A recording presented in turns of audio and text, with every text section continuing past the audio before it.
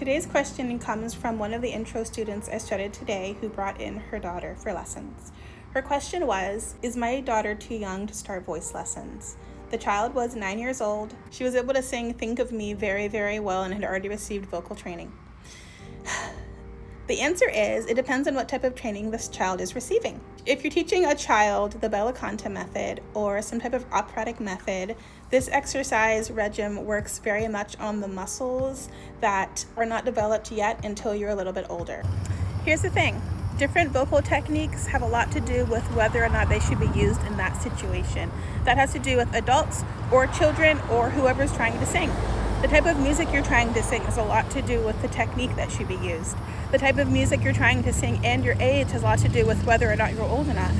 So for instance, if you're trying to learn how to sing opera music, classical music, I feel personally, as a vocal instructor of 20 years, that Bella Canto should not be taught to somebody who is younger than 7 years old because it is very, very difficult and takes about 5 years to get down in the first place.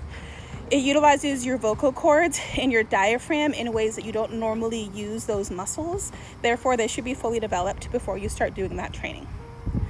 If you're learning another method that's for, say, pop and R&B music, like Voicercise, the technique I've been teaching for about 20 years, that's okay to use for any part of your life. I've taught 4-year-olds, I've taught 47-year-olds, I've taught 74-year-olds that technique, and I currently have students of all plethora. The reason why that technique is okay to use for anybody is because it utilizes the muscles that you are using right now for speaking in the exact same way and applying that to singing. That type of method is not going to hurt anybody because it's already using the muscles that you currently are using and applying it to singing. If I sing, "The hills are alive," or say, "The hills are alive," the biggest thing that I'm changing is holding on my vowel sounds. So when you shout at somebody and say, "Hey, the hills are alive," the thing that you're doing differently is making sure that your ear is correct for the pitch that you should be singing for that series of notes. Additionally, that you're holding up the notes properly to make it sound pleasing to the ear.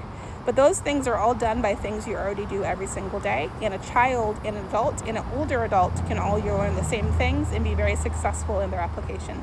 I hope that helps, and I'll see you tomorrow.